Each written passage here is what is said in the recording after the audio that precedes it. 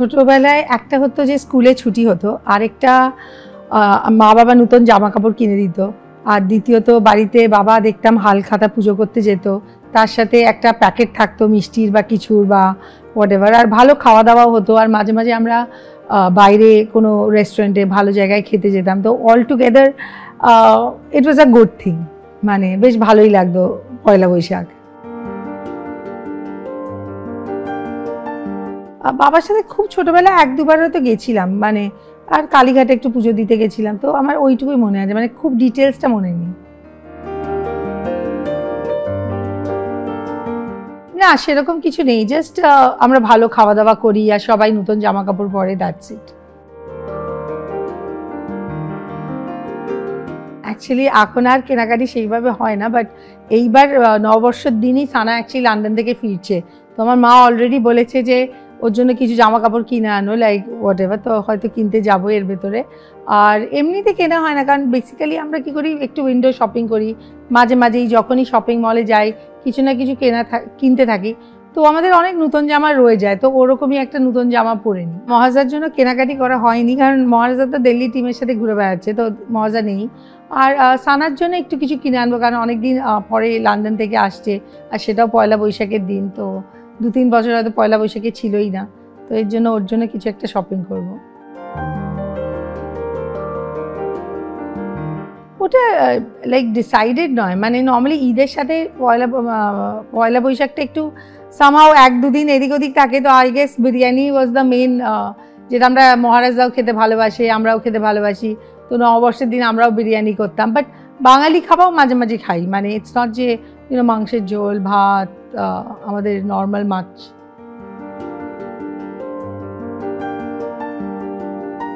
হ্যাঁ, মাঝে মাঝে অনুষ্ঠান থাকলে বাইরে যাই, তো 1-2বার নববর্ষের অনুষ্ঠান ছিল, তখন আমরা বাইরে 1-2 জায়গায় গেছিলাম।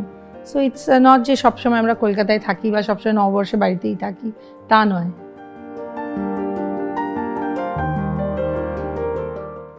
সেরকমভাবে মনে পড়ছে না, যখন মহারাজা নববর্ষে থাকে কলকাতায় থাকে, আমরা ঈদের বাড়িতে একটু বেশি রান্না টান্না করে অনেক 1-2জন বন্ধুরা খেতে আসে, বা আমরা হয়তো বাইরে খেতে যাই, দ্যাটস ইট। আর লাস্ট কয়েক বছর ধরে আমার যেইটুকু মনে হচ্ছে, মাঝে যখন সানা স্কুলে ছিল তখন মাঝে মাঝে ওর বন্ধুদের নিয়ে আমরা খেতে যেতাম নববর্ষের দিন, তো ওইটা একটু জাস্ট মনে পড়ছে, তারপরে আর কিছু মনে পড়ছে না।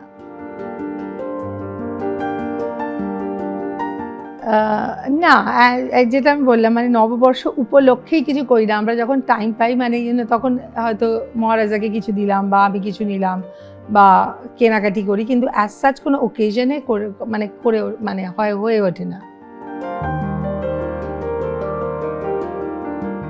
এর আগের বছর আমার মনে হয় আমি লন্ডনে ছিলাম এই সময়, আর ওর সাথেই ছিলাম হোয়াট এভার। আর তার আগের 2 বছর খুব একটা মনে পড়ছে না, বাট সেরকম কিছু নেই, জাস্ট লাইক পয়লা বৈশাখ, তো ওদের তো এখানে পয়লা বৈশাখ বলে ছুটি টুটি কিছু হয় না, তো it is just a normal day, মানে এই আর কি। ও তো সেদিনকেই ফিরবে, তো সেদিনকে দেখা যাক ও কী করতে চায়, মানে নাথিং, বাড়িতেই হয়তো থাকবো, ওর সাথে থাকাটাই ইম্পর্টেন্ট। ও প্রত্যেকবারই কিছু না কিছু আনে, যেমন মানে এইবারও ওর বাবার আমার জন্য একটা সানগ্লাস কিনেছে, বাবার জন্য কিনেছে, আমার জন্য কিনেছে, আমারটা আমার খুব পছন্দ হয়েছে, ওর বাবার লাইক যেটা কিনেছে ওর বাবার মুখে খুব ভালো মানাবে, কিন্তু ওর বাবার ওরকম একটা ব্লু আছে, তো বাবা বলছে ওটাকে চেঞ্জ করো, তো সানাবেন 2-3 বার চেঞ্জ করতে গেছিলো, তো আমি বললাম যেটা কিনেছিস ওটাই নিয়ে আয়, বিকজ ওটাই ভাল লাগবে, তো এই আর কি। সো কিছু না কিছু নিয়ে আসতে থাকে।